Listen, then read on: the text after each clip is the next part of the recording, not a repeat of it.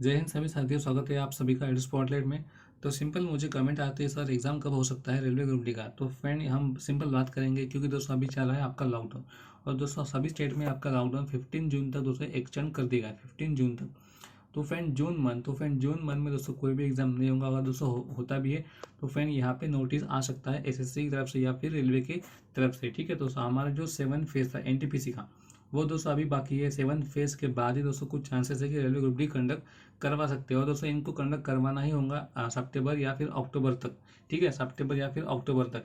क्योंकि दोस्तों अगर आपका सेवन फेज अगर आपका होता है जुलाई मंथ में, क्या दोस्तों जुलाई मंथ में अगर आपका 7 फेज होता है तो फिर जुलाई के एंड में, जुलाई से वो स्टार्ट करने वाले हैं आपका सीचेसल, जो कि है आपका सीचेसल। जो भी आपका एग्जाम है पेंडिंग है, ये दोस्तों एक वीक में हो जाएगा। उसके बाद है आपका सीजीएल, वो भी दोस्तों एक या तो फिर 2 वीक में हो जाएगा। उसके बाद है आपका एमटीएस।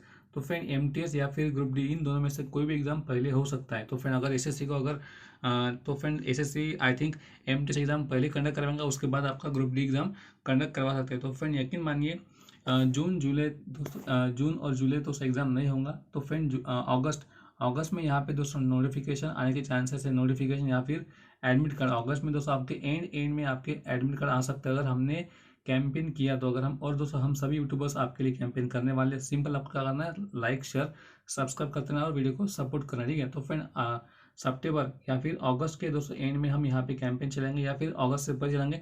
और दोस्तों अगस्त तक आपके एडमिट कार्ड आ जाएंगे। और दोस्तों सितंबर, तो फ्रेंड सितंबर क्या दोस्तों, सितंबर से आपके एग्जाम स्टार्ट हो सकते हैं, सितंबर या फिर अक्टूबर।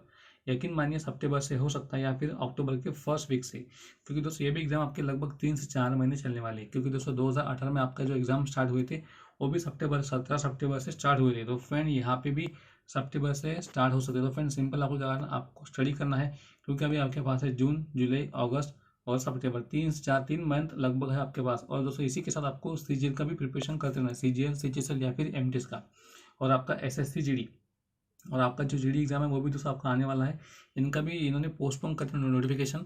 सिंपल दोस्तों आपको नेक्स्ट मंथ या फिर जुलाई के, जून के एंड में या फिर जुलाई के स्टार्ट में यहाँ पे एसएससी जीडी का नोटिफिकेशन मिल जाएगा।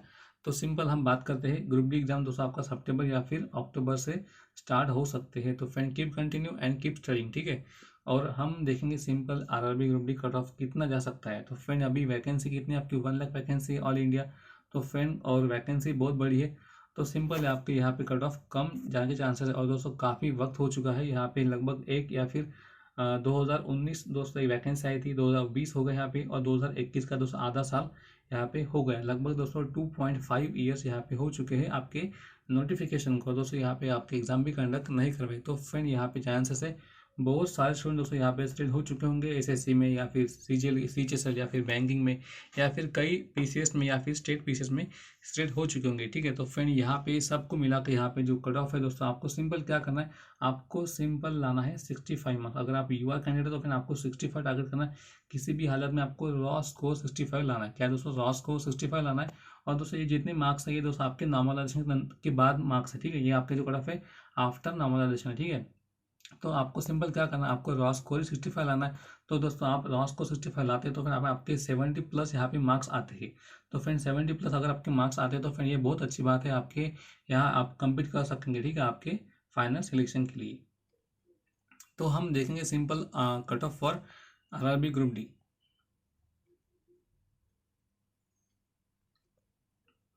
तो सिंपली आपको टारगेट करना है 65+ रॉ स्कोर के लिए, और उसके बाद आपका नॉर्मलाइजेशन के बाद 70+ आराम से हो जाएगा। और दोस्तों आपका जो कट ऑफ लग सकता है इस बार कम लगने के चांसेस है। तो फ्रेंड यूआर के लिए 65 आफ्टर नॉर्मलाइजेशन, ओबीसी 62, एससी आपका 60, और एसटी का लगभग आपका 55 से 57 के बीच। तो फ्रेंड ये रह सकता है। और आपका ईडब्ल्यूएस का 62।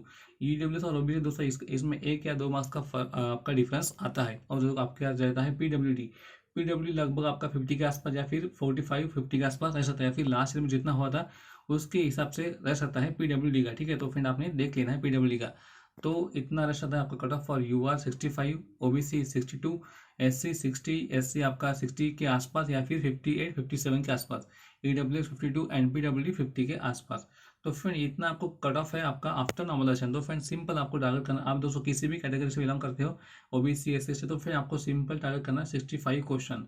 आपको 100 में से 65 क्वेश्चन लाना है। तो फ्रेंड इसके लिए आपको सिंपल क्या करना है, जो भी आपके एग्जाम अभी हुआ था एसएससी का एसएससी सीजीएल का, एमटीएस का, सीजीएल का, या फिर अभी जो आपका एग्जाम हुआ था आरआरबी एनटीपीसी का, आरआरबी एनटीपीसी का, इनका सभी का दोस्तों आपको जीके करना है। सॉरी, जीके में से जीके करना है, उसके साथ आपको मैथ्स करना है।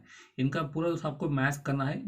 इसके अलावा दोस्तों आपको कोई बुक पढ़ना नहीं। सिंपल आपको जो प्रीवियस से क्वेश्चन पूछे गए थे एसएससी ने या फिर आपके आरआरबी एनटीपीसी में पूछे गए थे, सिंपल वो आपको करना है। और आरआरबी ग्रुप डी का लास्ट 2018 पेपर आपको पूरा एक रिवाइज करके जाना और प्रैक्टिस करके जाना। तो फ्रेंड वही क्वेश्चन आपको यहाँ पे मिल सकते हैं। और दोस्तों सिंपल आपको क्या करना है, आपको डेली बेसिस स्टडी करना है और आपका प्लानिंग फॉलो करना है। तो ठीक है दोस्तों, मिलते हैं नेक्स्ट में, तब तक के लिए bye, have a good day. और दोस्तों प्रैक्टिस करते रहे, चैनल को लाइक शेयर सब्सक्राइब करते रहे। Okay bye, have a good day.